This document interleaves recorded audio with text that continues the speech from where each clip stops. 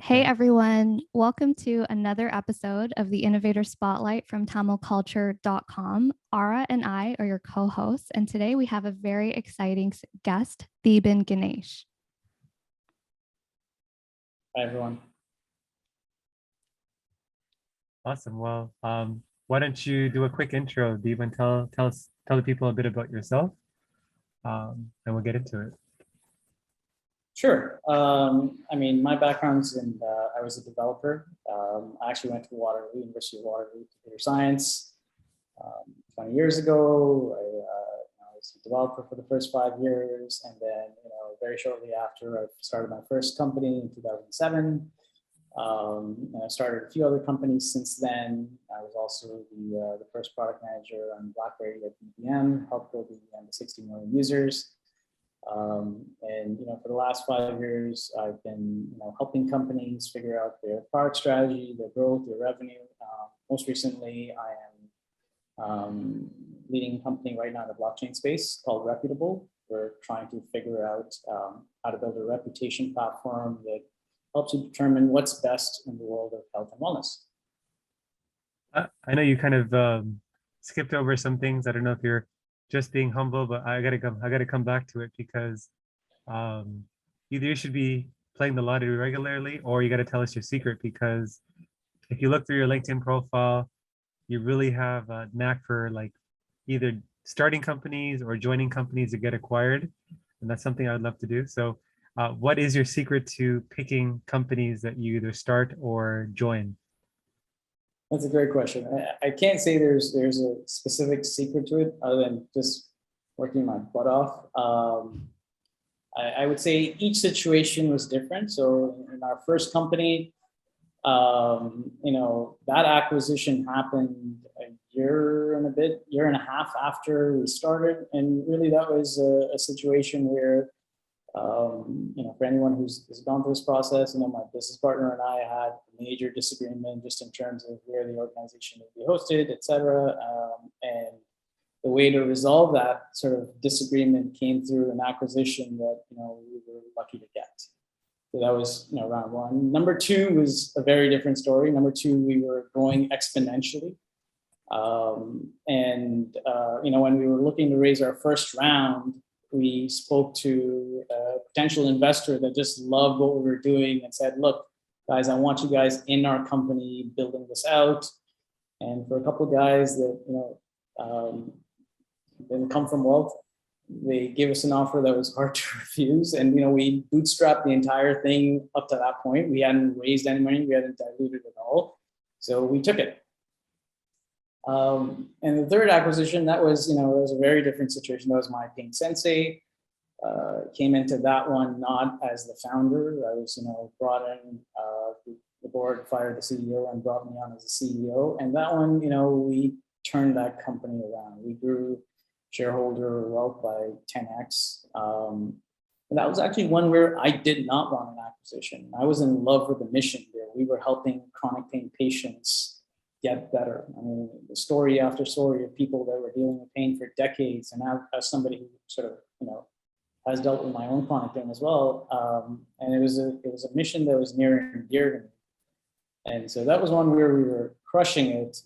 But I was a minority shareholder in that entire organization, and the board and the majority shareholders saw this amazing opportunity for an exit and took it. So yeah, each story is different. I would say there's probably some similarities. I'm very big on product market fit, very big on working really hard to understand what's the right product and what's the right market, and how do you find that match. So that's what I would consider my sweet spot, my specialty for any of the three companies.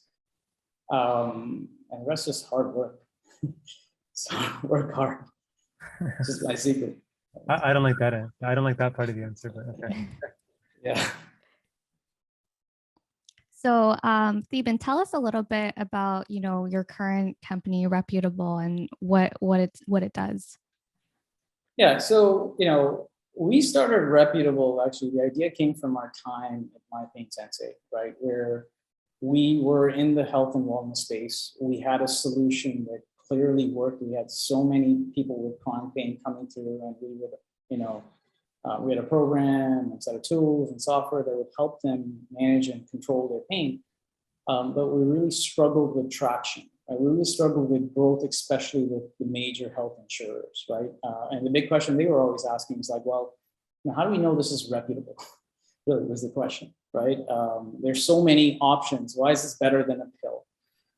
And as we reflect on it, we quickly realized like the biggest problem that's holding back, innovation and really progress in the healthcare world is the lack of adoption. There's no concrete, unbiased way to be able to compare two different things and say, this is unbiasedly better as an approach. And so that's what we set out to do in Reputable. We're here to build a platform that allows anyone to be able to compare and contrast two completely different products and treatments and say, this one, according to the data, the science, the research, is better. And we think by doing that, it's going to unlock so much innovation and speed up, access to treatments for people with chronic conditions. Right? It takes about a decade for a new drug to be developed. It can take up to 30 years for something to become standard of care. We're trying to shorten that to a year at max. That's where we want to go with Reputable. So with Reputable, I mean, before Reputable, you built a bunch of companies following them, Web2 methodology, or just kind of in that world. So why are you all of a sudden so excited about Web3? And, why did you structure Reputable or just want to play in that world versus like, just continuing down the path that you were, it seemed like you were doing pretty well already with? Yeah, that's a great question. There's a lot of differences between the Web2 world and the Web3 world. So for me, Web3 represents this intersection of so many of my interests, right? Building communities, decentralization, ownership, macroeconomics, gamification, incentive design. All these things are things that I've done in different ways in various companies. And it's like Web3 is the intersection of all those very powerful concepts, right? So I think you're going to find the same answer for a lot of people in Web3. Once you sort of go down that rabbit hole, it's incredible because you're like, this is all the things that are wrong with how we built businesses historically, right? This notion that there's a very select small few that have all the control just isn't ideal for optimal outcomes. All right, how do you create full transparency around what you're doing? These are all sort of things that we think deeply about, and why I've been passionate about Web3. Now, having said that, this is a big question around like, does every company then need to be a Web3 company? And there's obviously discussions on that front. But if you think about the landscape of reputation is probably the space where centralized companies have really screwed it up, right? I can give you names, like you look at Amazon. Amazon has an Amazon store with supplements that, are like, shouldn't be Amazon's top choice, right? And if you ask the questions as to why it is that, they haven't been able to manage their centralized Amazon store better, it comes down to like, they have a different set of interests and biases to keep their store going, right? And their interests are not necessarily aligned with the consumer's interest. So as we reflect upon that, we realize like, if there's a product or a concept that truly needs to be decentralized, it's the world of figuring out and building credible reputation. You can't leave that to one single company. And that's a good thing in many ways, because that means, I'm not worried about Amazon crushing us. I'm not worried about Google or Facebook or any of these major behemoths that you typically worry about, right? When you're building companies, like those guys are going to come after you. I don't worry about that because I know, how many people believe Facebook? Right? Like, is that a credible reputation system? So I think this is why we looked at Reputable as a decentralized autonomous organization, first and foremost. How did you first uncover that these big organizations are not doing justice the way that they're kind of rating their products? Like, how did you learn about that and decide that it was time for change? I mean, it was just part of our whole customer discovery, right? When we looked in the health and wellness space, we looked at how a lot of people were making purchase decisions in the health and wellness space. And believe it or not, if you just take, for example, supplements and off-the-counter type supplements, most people purchase them today on Amazon. And then if you dig in and investigate the shenanigans that goes on in the Amazon ecosystem, just in terms of how easy it is to purchase 5-star reviews, there's a great ecosystem out there just for you to be able to buy reviews and make your product seem like it's better than it is. And all of that is just stuff that the average consumer is really not aware of and still making health and wellness decisions on, right? So we then did more investigation. We would look at some of these products. We would actually do the digging, like we were internet sleuths, looking at understanding what's the source of these products, where are they coming from. And we realized like so much of these products, 95% is not actually what they even put on the label. And yet we're all consuming this stuff. And Amazon's doing nothing about it. I think you mentioned structuring Reputable as a DAO. There's a lot of different buzzwords in this world, in like the world of Web3, and DAO obviously is one of them. And I think it's probably like the word of 2022, I feel. DAOs, sub-DAOs, etc. So if you could explain it to somebody that's completely new, what is a DAO? How does an ownership structure in the DAO world work, like in a DAO work? How does the money move around? Because I do think people are a bit confused if they're used to like Web 2, how this all works.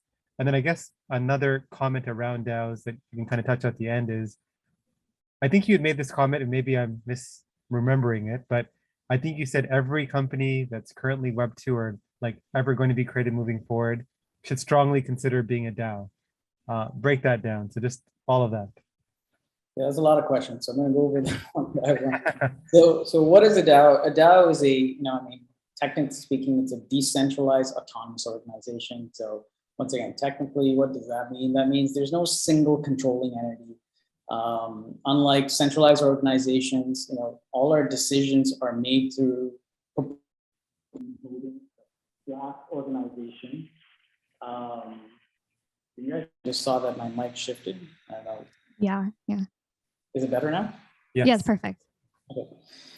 Yeah. All our decisions are made through governance and voting. And any transactions that are enacted in the system live on chain, right? So they are verifiable and you can validate them right on chain itself, as in, if, for example, a governance decision is made on our end to do X, a smart contract essentially has to be written and that has to be enacted on chain. And that smart contract is completely visible for anybody to look at and audit, make sure that what we said in our governance decisions is actually what's being enacted on chain.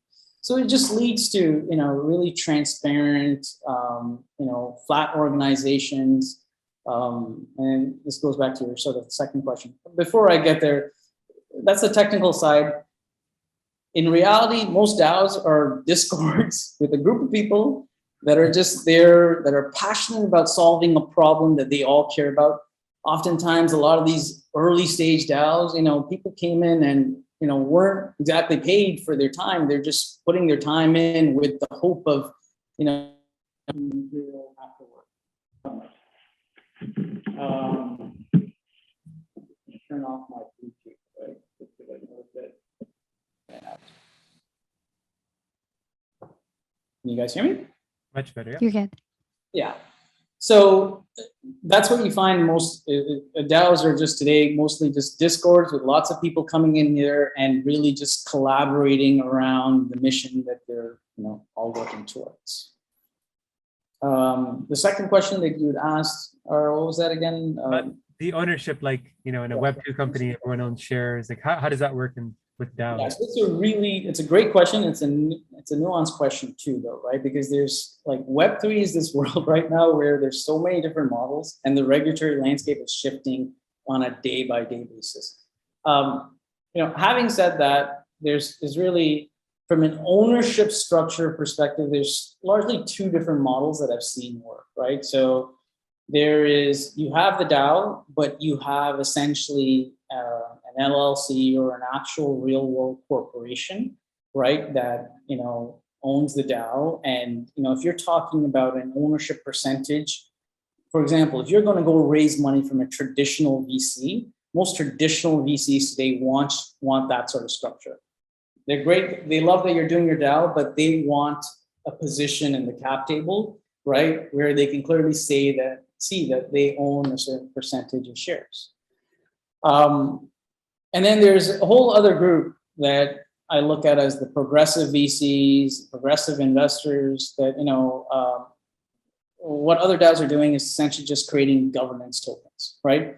And governance tokens are almost the closest thing to real world ownership you'd find in DAOs. And all governance tokens give you is, for example, as you do work and as you contribute in the DAO, you get a certain number of tokens that are native to your project, right? So for example, with Rept, our governance token, with Reputable, our governance token is Rept, right? We've created 10 billion Rept, and we now distribute those to contributors within our ecosystem. And what Rept really does, when you have Rept as a governance token, it means you have a say in any proposal and any decisions that are made. If I have 100 million Rept or like a million Rept, I get 1 million votes in the total number of votes on any decision that's made. So you get essentially voting power in the project. And you also get sort of a say on how our treasury is used, right? So you'll find now that a lot of progressive VCs are getting and understanding that, look, most of the newer DAOs are 100% just governance tokens, right? And they're essentially buying into those governance tokens with the notion that these governance tokens are going to increase in value themselves, right? And then they get that in Web3, you really you don't need any more ownership or control than what you get with owning, these governance tokens. They give you the right to be able to control the treasury, right? So that's how it's playing. And on our side, that's how we're doing it. We're not taking the traditional Web2 approach of, putting a company behind this, et cetera, where ownership is stripped apart. We're 100% governance tokens, and that's how we've been running. So if somebody had governance tokens in your DAO, how do they convert that today? Like maybe in the future it looks different, but today, of something of value that they could use in the world, like in like, I don't call it the real world, but I guess the real world, because we're not like in the fully fleshed out metaverse or like this place where they can kind of easily use your tokens. So can you explain that, the mechanics behind that? Yeah, so the mechanics behind this is what you got to be careful on, because this is what the regulatory bodies right now are looking deeply into, right? So in our side, I can tell you how we're doing it. In our position today, Reputable's governance tokens have no value, right? That doesn't mean that they will not have value in the future, but today they have no value. And oftentimes what you see with a lot of these governance tokens in these projects is they build inherent value in themselves, right? But really where the specific question you're asked is, well, how am I going to trade that for real world money, right? And that just comes down to what the market values the token at, right? And where you can trade that token. Right? Is there a liquidity pool available for you to be able to trade that token? Right now, we're just handing tokens privately to people that are doing work within our organization. And we're very clear that, guys, this is all in the name of a public good that we're building specifically to figure out reputation, health, and wellness space. These tokens have no value, right? That's how we're doing it on our side. But as with every project, the valuation of said tokens is actually outside our control. They can gain their own value in secondary markets in that form, outside our control. Now, hypothetically, at some point, if we wanted, we can essentially prime a liquidity pool on our side and then launch and trade this token on a decentralized exchange or a centralized exchange, decentralized exchange like Uniswap. As an example, if we wanted to actually start trading the token, or if we felt that that was the direction that the community wanted to go in, right? And that proposal and vote passed, then it would just be a matter of taking X token and then creating essentially its counterpart in ETH or whatever is currently liquid, and then putting that on a decentralized exchange like Uniswap, and then seeing that the market actually trades it. And then that's how your token gets value. And then at that point, everybody who has that token can choose to trade it on that decentralized exchange. So that's how this works today in the world of crypto. Does that answer your question? Yes. Got you. So, sorry, Ara. So how's the token system working so far? Like, are people adapting to the system? Yeah. So to be honest, we just privately started assigning tokens this month.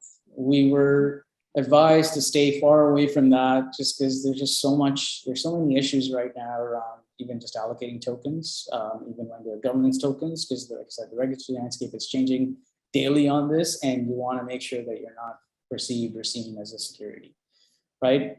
So our legal counsel has gone through it. They look at the work that we're doing, and unlike a lot of DeFi projects in Web3, where it's hard to debate that the value is anything other than the increased token appreciation. On our side, we have a very clear mission that's tied to bringing credible reputation around health and wellness products, right? So we've gotten legal counsel, giving us the go ahead that yes, yours is a project that can very clearly can be established as a governance token, and you can go from there. So we've just kicked that off. I can tell you the community loves the idea. Up to this point, the thing that we've struggled with is, we ask a lot of people to come in, and this is something I've struggled with too, coming from the Web 2 world to the Web 3 world. In the Web 2 world, you start a company, you raise money, you hire people, they're fully focused, and you go. In the Web 3 world, you've got a couple of core contributors, myself really and my business partner, Dr. Kyle Berquist. We're the core team. And then everyone else is really just kind of coming in and doing little parts and going. And, there's a point in which there's only a certain amount of, time they have in their day. So being able to show that they're very clearly getting something back in terms of a governance token with rights and responsibilities, et cetera, has definitely helped with the motivation. Yeah, you touched on a great point about community and like Web3. Like, there's a lot of obviously technology and a tech obviously involved in kind of creating something successful, but I think the thing that people underestimate is building a community, which does not take a short period of time. It's a lot of energy. It's a lot of time. So how did you go about building this community of people? And then I guess related to that, you touched on the inherent nature of a DAO is that people can kind of flow in and out as they want. They have a bit more liquidity in terms of their effort versus a traditional company where there's a bunch of regulations or processes to unload shares or buy shares or earn shares. So yeah, just maybe talk about those two things, the community and like kind of like the inherent nature of the DAOs and how that poses a challenge for you as well. Both of those are ongoing challenges, and I think it's like every DAO founder I've spoken to is in some ways bashing their head against the wall on this stuff, right? This is the stuff where you really got to get out of the Web 2 paradigm of, oh my goodness, why aren't these people 100% focused on the work that I'm telling them to do, right? And it's just, that's not the game in Web 3, where people have different interests, and there's like, they come in and out of projects, and you really got to figure out how to get that sort of collaboration going. So today in our community, that's an ongoing process of learning, right? I think the things like the governance token in place, really crystallizing the mission and vision and where this is going. These are all helping, just clarify what people are getting in this ecosystem. I think we struggled with that, to be completely honest, at the beginning, but we're just a lot more clear on it now. In terms of the second question, what was that again, Ara? That was around. I think it was kind of just around how the inherent nature of DAOs kind of creates this liquidity, but like that poses a challenge for building community. So just talking about those two things and how they connect. Yeah, exactly. And I think, like the inherent nature of, just getting that sort of, part-time effort into the DAO, that has actually been one of our biggest challenges, right? I mean, we come from a world where people are 100% focused, and that's what you're taught in Web2. Focus, right? But what we've come to realize is just our paradigm. We have to, like, the Web3 world is all about changing paradigms and how you work and you collaborate.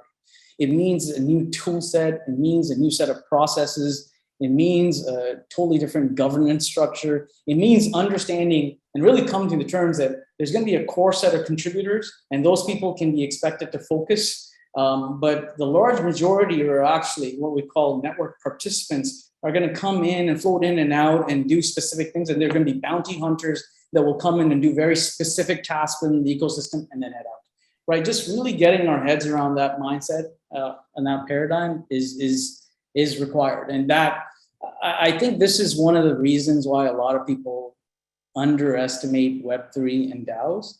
They look at that situation and go, that's not workable. Right? And I have a different perspective. My perspective is, no, that is the future. And, the early parties are all getting bloodied on that front. We're all figuring out, we're all getting messed up, right? And just in terms of how to make that all work. But it's just, there's tooling that needs to mature. There's governance that needs to mature. There's process that needs to mature. There's legal that needs to mature. And those are all part of the early days of being on the forefront of this. But I'm a strong believer that this is the future. I think one thing just to add there as you were speaking is, even though it's a challenge in Web3, in the Web2 world, it's already happening behaviorally in organizations. Like I think of myself, and there's others that almost look at it as they're full-time gig workers, not necessarily like doing something like Uber, but there's lawyers that work for marketplaces where they work on different projects, they take time off, they kind of go in and out between different projects. So I feel like the Web2 world behaviorally with like employees, it's already kind of slowly shifting where even though it's a challenge in the Web3 world, I think we'll get there in the next, I don't know, maybe 5 years. But I couldn't agree more. Like I have a very strong hypothesis that, the Web2 world and the way the corporation and the way work is structured today was really designed for the industrial age. It's just not suitable for the information age. That the future of work is not the 9 to 5 or like the fixed amount of work. I think you're going to find the average person moving forward is going to have a whole bunch of different things and a whole bunch of different sources of income. And we're going to really shift how people engage in projects and do work moving forward. And all that is nicely lined up with where Web3 is going. Do you find that like your prospective clients know what Web3 is, or do you have to do education with them? That's a great question. I would say another major challenge for us right now, when we're combining Web3 and health and wellness, is the intersection of people who get both is so small. So, I mean, we've got, for example, Reputable, we've got some leading experts in the health and wellness space, people who speak at major global conferences on the team. And I mean, their biggest complaint is, I don't get Discord and I don't understand how all this layer 2 and Web3 and what it means for smart contracts. Like, what does all this have to do with what we're trying to do here and helping people improve their health and wellness? So I think there's definitely, like, crypto and Web3, there's a significant on-ramp to it, right?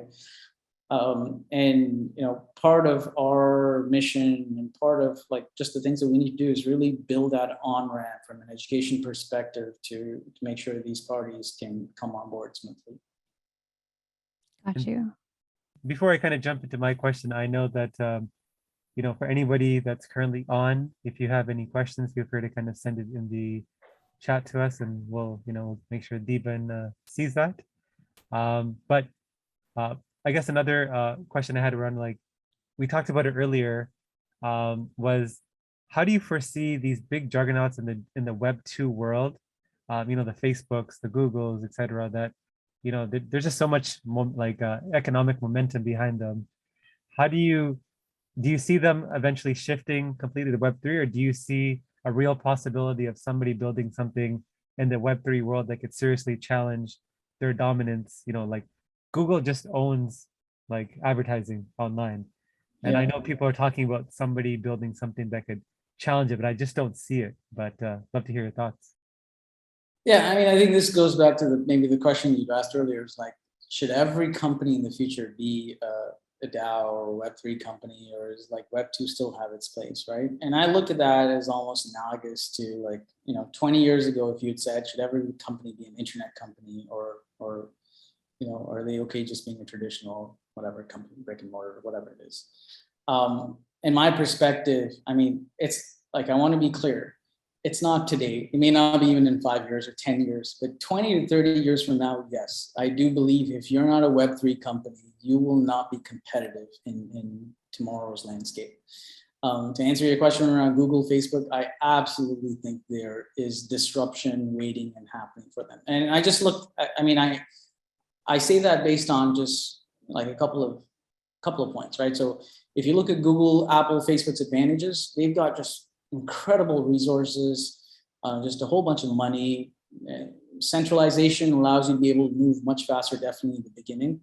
But they don't have the elements, the ethos of decentralization. They don't have the elements of coming in and automatically understanding ownership. They don't have transparency. They don't have autonomy figured out like the way Web3 does. And I ask myself, who does that benefit? And if you really think about it, it benefits all the makers, the starters, the entrepreneurs. Who are they going to work for? Are they going to build Web3 companies, or are they going to go work in Google, Apple, Facebook, etc.? And I think there, the evidence is starting to pile up. You're seeing such a significant shift right now from these Web2 companies, like I'm talking great companies, into Web3 startups, right? And I look at those parties as the early indicators of how this entire game is going to play out, right? And this is like the innovator's dilemma. Once you form businesses and P&Ls and product lines that are based on like a foundation of Web2, shifting over to a Web3 model is really, really tough, right? So I think, I foresee disruption. Yeah, it's very similar to when you think about a large Fortune 500 company trying to operate like a startup. It's not in their DNA, so it's very hard for them to have the same people that were operating one way, where you have like cycles where you take 6 months to build a product versus like sprints in 2 days. That's why they have to separate, create separate environments where like they hire new people that have never worked there to kind of create that similar culture. Exactly. And I think there's actually real world examples of this playing out, right? Like I think the best case study has been, have you guys ever followed Wikipedia in the early 2000s?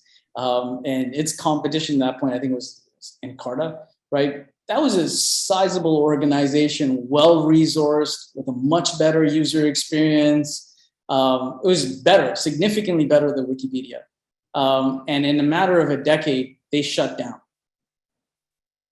They just couldn't compete with the decentralized nature of like, it just can't, right? So I mean, that's how I see these things playing out as well. Do you think people are aware, though, that enough people are aware about how these systems are not effectively giving us ethical rating systems? No, I don't, right? So every time I tell people, do you know how easy it is to game Amazon reviews? They look flabbergasted. They look at me like, oh my God. And when I talk to them about what exists in, like, I think a couple of like reputable supplement manufacturers, analyzed the top 80% of supplements on Amazon that were, had all these Amazon choice reviews, et cetera. And they found so much crap in them. Like, people who, supplement are actually consuming a lot of stuff that is actually not in your label. Right. So no, I think the short answer is no, I actually don't. I think there's a lot of consumer and public awareness that needs to happen there.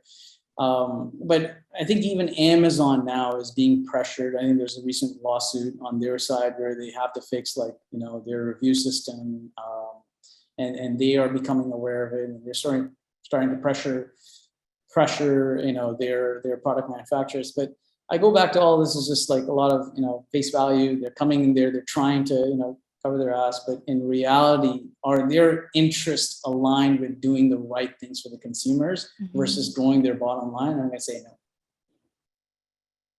Okay. If I were to ask you, like there's people listening that I'm guessing most of them operate in the Web2 world, and they're thinking of starting something and becoming a Web3 builder like yourself. From my outside perspective looking in, I feel like unless you have some kind of, not financial resources, but like, the freedom to kind of explore the long-term wealth building or whatever value capturing of Web3, like what's an easy way to kind of get in or start something? Or like, am I completely off in terms of like the requirements to kind of be able to build something in Web3? Because I feel like it'll take a long time. It's not these, quick hit, wonders that people kind of think it's going to be. I couldn't agree more. I mean, I think if you're in Web3, you're in for the long haul. This is not one of those, quick flip tip type things. I think there are companies that are doing that. Don't get me wrong. If you understand how to, play the token game, there's probably some, shenanigans and some quick flips that are happening on that front. But generally speaking, most Web3 companies, you got to come in with the mindset of being in the long game. Now, if you've never done Web3, that would be a really tough transition. And my advice actually would be to go join a Web3 company. And so you're getting all these new job postings, et cetera, coming out. So many Web3 companies are under-resourced. And I would say the best bet is to figure out, how you can apply your expertise in a Web3 company, then, go start one to start off. So that would be how I'd go about it. And if you are starting one, you got to be in for the long run. Like things are shifting on a daily basis. The way we thought about tokenization, 6 months ago is just so different from how we're thinking about it today, right? And that's because the landscape is constantly shifting.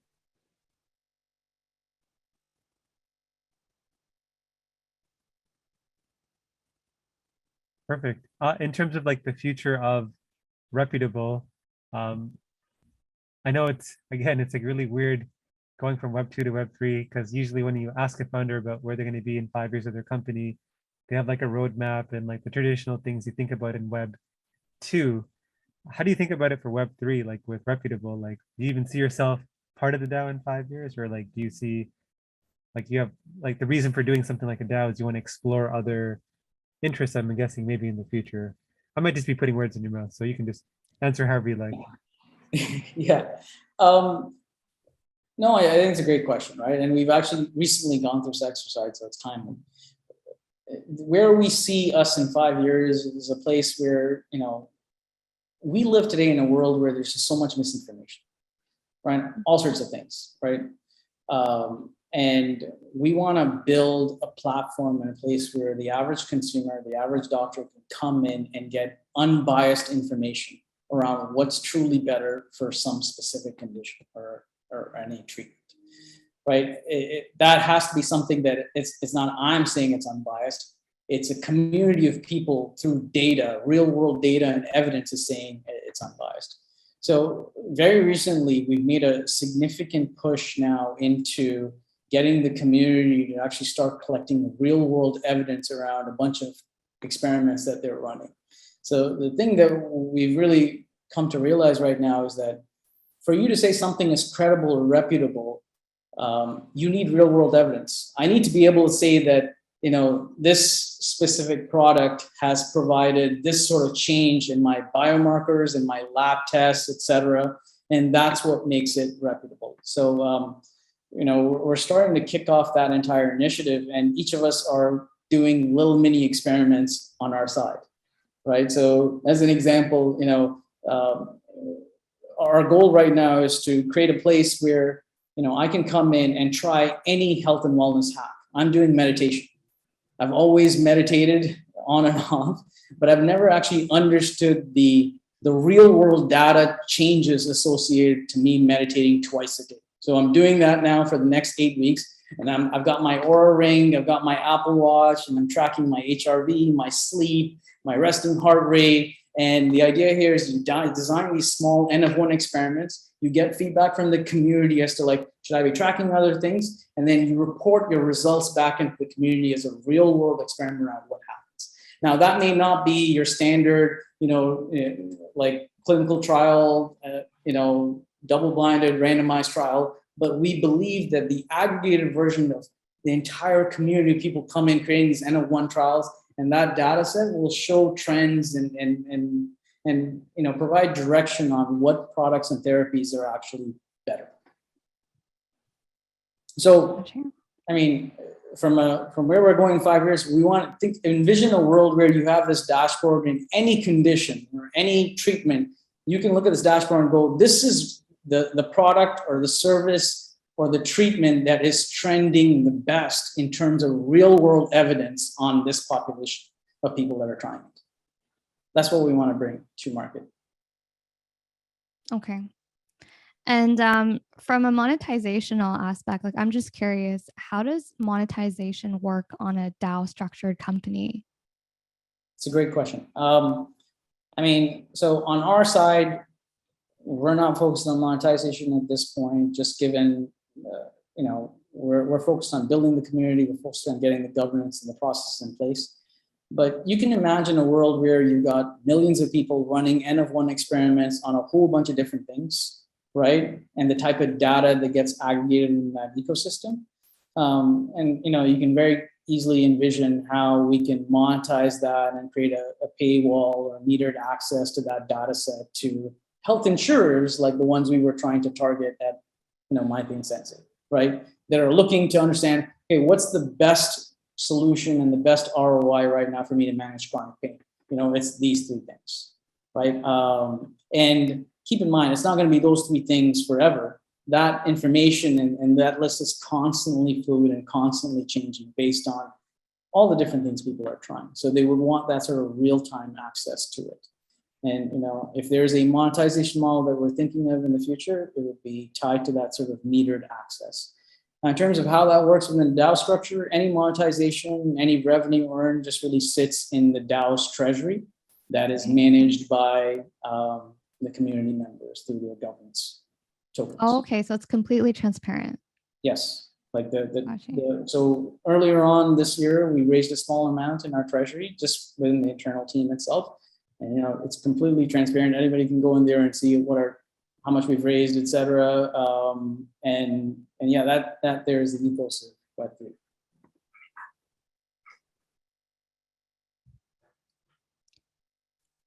Awesome. Ara, do you have any more questions? No, I think that's it for now in terms of from me. I think we answered we're looking through to kind of see if there's a few audience questions as well. So anybody listening has some questions that we haven't already covered, please put them in the chat. I think we did cover all the audience questions as well.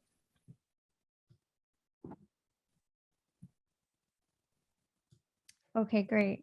Well, if there's no more questions for the audience, I think this is a great point to wrap up. Theban, I've learned so much from you. This has been such a great session. Thank you so much for joining us on the show. We really, really appreciate it. No problem at all. Okay. Bye, everybody. Take care. And please be sure to catch us on our next episode of the Tamil Innovators Spotlight.